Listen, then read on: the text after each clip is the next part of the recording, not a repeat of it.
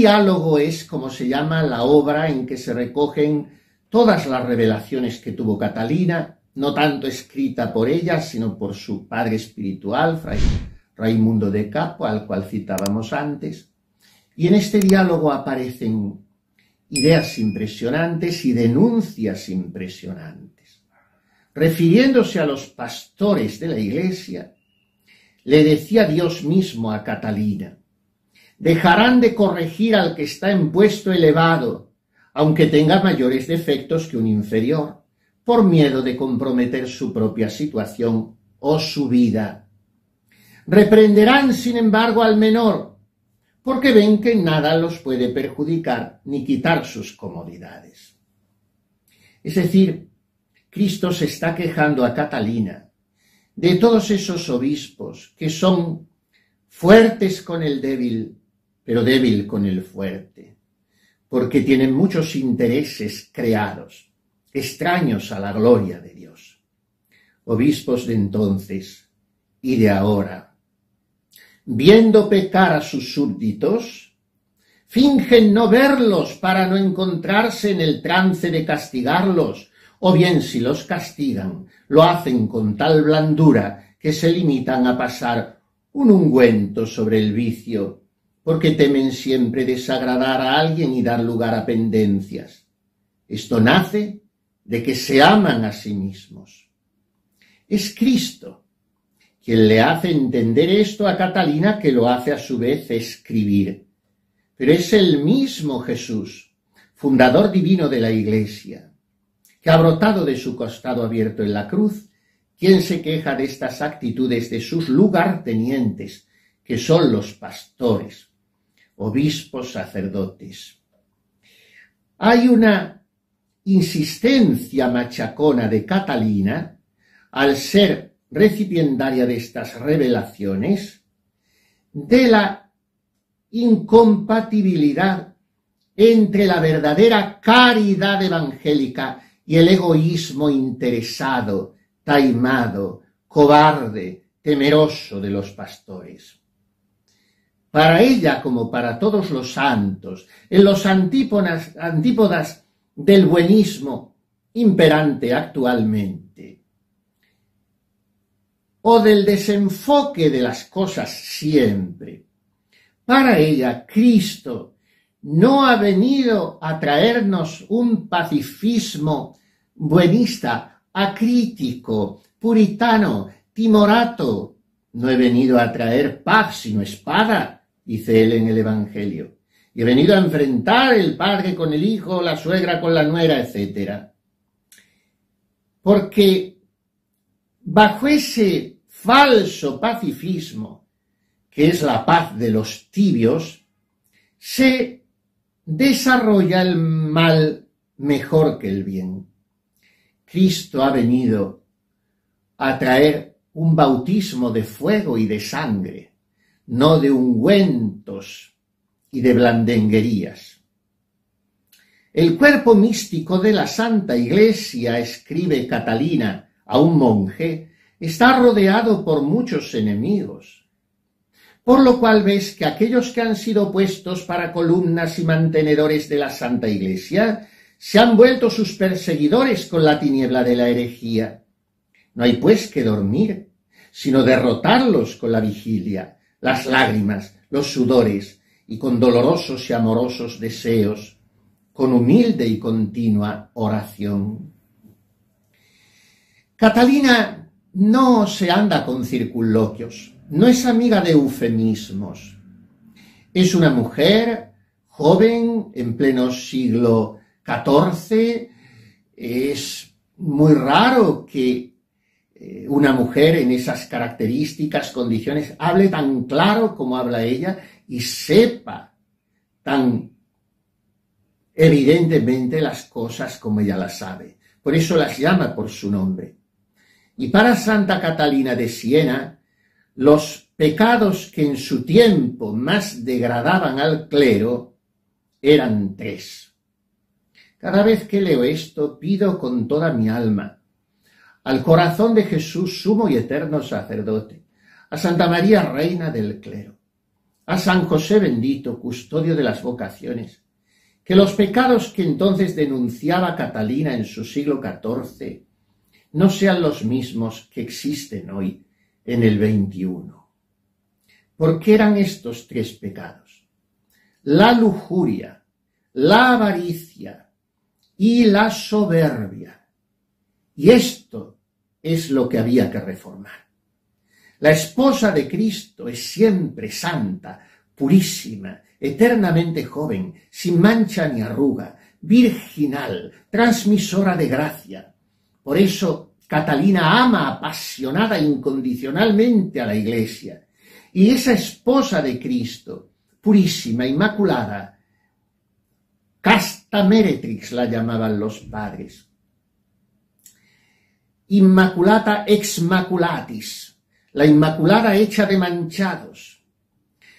La casta meretriz, la Iglesia santa e Iglesia de pecadores. Es un misterio esta conjunción divino-humana. Pues bien, esa santidad de la Iglesia no se disminuye ni se altera por los defectos de sus ministros. Pero estos pecados de los ministros sí los degradan profundamente a ellos. En la esencia de su santidad, que aunque es ontológica y no se puede quitar porque está el carácter sacramental, no existe en absoluto a nivel moral y por tanto ese desajuste provoca un chirrido esquizofrénico en el sacerdote. Ha llegado el momento de llorar y lamentarse, porque la esposa de Cristo se ve perseguida por sus miembros pérfidos y corrompidos, señala Catalina en una carta. No dice que la esposa de Cristo se ve afeada, se ve manchada, se ve degenerada, no, sino que se ve positivamente perseguida por los pecados de los sacerdotes. Porque Catalina sabe bien que la santidad del clero está estrechamente unida con la belleza de la esposa de Cristo, y de aquí brota la salvación de las almas de esta unión. Hoy, esas almas de los sacerdotes, llega a decir en otra carta, no solo no son templos de Dios, sino que se han convertido en establos y cuadras de cerdos y otros animales. Y llega más adelante, llega a decir que el mismo Dios le dice en el diálogo que la culpa de esto es de los obispos, que se han preocupado más de multiplicar el número de sacerdotes que las virtudes de los mismos. Realmente es triste constatar en este tiempo de sequía vocacional cómo no pocos obispos se afanan de una manera a veces casi un poco ridícula en inflar las cifras de sus seminaristas, en ordenar al menos un par de ellos cada año y que así pueda figurar la noticia a golpe de trombón en las hojas diocesanas y después en las estadísticas que no sabemos a dónde van ni quién las lee. Pero llega a decir San Juan de Ávila, el patrono del clero secular español, modelo sacerdotal si los hay, que el problema no es que haya muchos, mejor dicho, no es que haya pocos en la clerecía, sino que el problema es que debería haber muchos menos de los que hay. Esto llega a decir, para que haya tantos indignos es mejor que haya menos. Entonces, Catalina está señalando constantemente esto, pero llega a lo más alto que podía llegar. Llega al Papa, sus dos papas fueron Gregorio XI y Urbano VI. Dejaban mucho que desear en algunos aspectos, pero demostraron en esto sí ser hombres rectos y cabales, escuchando a la que habían podido despreciar como una pobre muchacha iletrada que no tenía nada que venir a enseñarles a ellos. Pero fueron humildes, tanto como ella fue audaz. Y por eso la voz de la hija del tintorero senense adquiría una majestad extraña ante la docilidad de los papas y otros príncipes. dignatarios de la sociedad. En Catalina es carta de presentación la santa intransigencia. Ahora se presenta como un bien la tolerancia. Y es una de tantas bobadas. Mantras les llaman ahora, tópicos se decía antes, en fin, lugares comunes manidos que se repiten y por eso mismo parece que se asientan en la mentalidad de las gentes. Pero no porque una mentira se repita 1000 veces pasa a ser una verdad. Porque la tolerancia no es un bien. Casi siempre es un mal cuando es tolerancia del mal, no de la persona. Con esta hay que ser siempre tolerante, acogedor, misericordioso, pero señalándole el pecado como camino de la perdición y del infierno. Por eso Santa Catalina llegaba a parecer incluso un sí es no es insolente. Y ella lo sabía. Sabía perfectamente que sus palabras eran fuertes, tanto que escribe a Gregorio XI: «Ay de mí, Padre mío dulcísimo, perdonad mi presunción, pero estoy obligada a deciros lo que os digo por la dulce primera verdad». Cabe preguntarse, ¿cómo sería hoy acogido el lenguaje de esta muchacha, que no había hecho cursos de teología, que no figuraba con ningún cargo en un sínodo diocesano o universal, que no había adquirido un puesto en la curia vaticana ni en ninguna pequeña curia diocesana? Una mujer libre, sin estudios ni falta que le hacían, pero con una santidad rotunda. ¿Cómo sería acogido este lenguaje en las curias de hoy? Seguramente aquellos tiempos de la Edad Media, en contra de otro manido tópico que se viene machacando, era mucho más libre que el nuestro, que el tiempo de la sinodalidad, que el tiempo del diálogo, de la pluralidad, de la casi democracia eclesial que vemos que tantas veces se convierte en un totalitarismo absolutista para quien no piensa según los dictados imperantes, aunque estos muchas veces o algunas estén fuera de la doctrina católica. A estos no se les reprocha nada.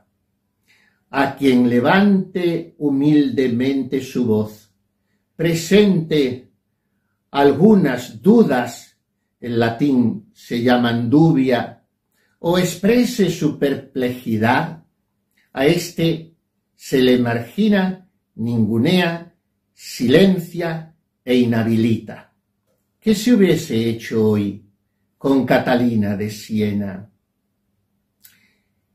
Una Catalina de Siena que llegaba a decir esto a unos obispos a los que el Papa había elegido por presiones de los príncipes del lugar. Son como cerdos inmundos o como hojas agitadas por el viento del siglo. Y al Papa le dice: ya que se os ha dado la autoridad y la habéis aceptado, debéis usar de vuestro poder. Si no le queréis, sería mejor renunciar a él por el honor de Dios y la salvación de las almas. Me río entre mí cuando se cita algo de Santa Catalina como la única expresión que se conoce de ella, y es que llamaba al Papa el dulce Cristo en la tierra.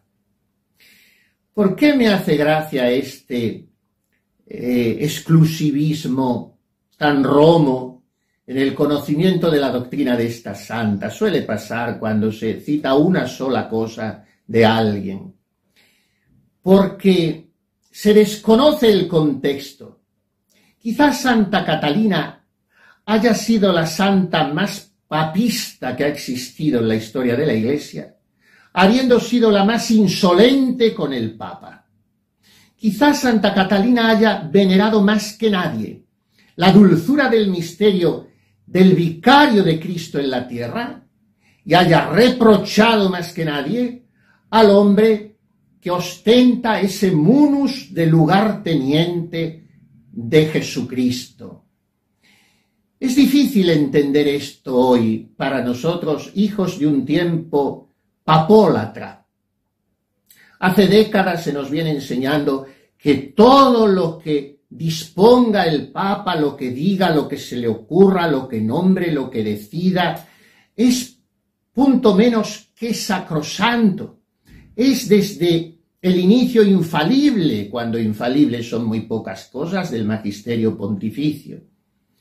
Y esto hace que se introduzca entre los hijos de la Iglesia como un descerebramiento que incapacita para juzgar y sobre todo para señalar y ayudar al Papa, queriéndole de verdad que esta es la auténtica caridad. Las obras de misericordia espirituales están antes que las corporales. Y esas obras de misericordia son corregir al que yerra, dar buen consejo al que lo ha menester, etc. Pero esto se considera poco menos que un pecado mortal y al que señala alguna disposición contingente, humana, opinable, falible del Papa, poco menos que un hereje o un cismático. ¿Cómo no alabar, ya que acabamos de terminar un pontificado muy convulso?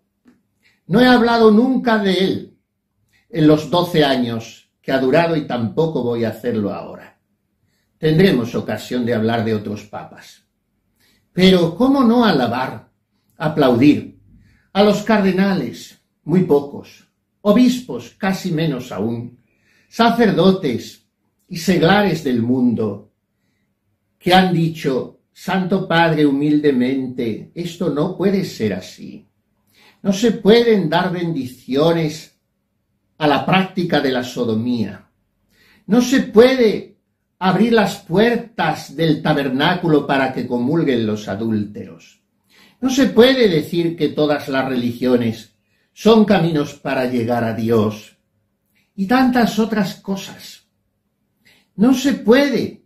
Esto es lo que hacía Catalina con el Papa, no en esos mismos temas, pero en un tema que también podría haberle dicho hoy. No se puede nombrar obispo o cardenal a este o a este otro.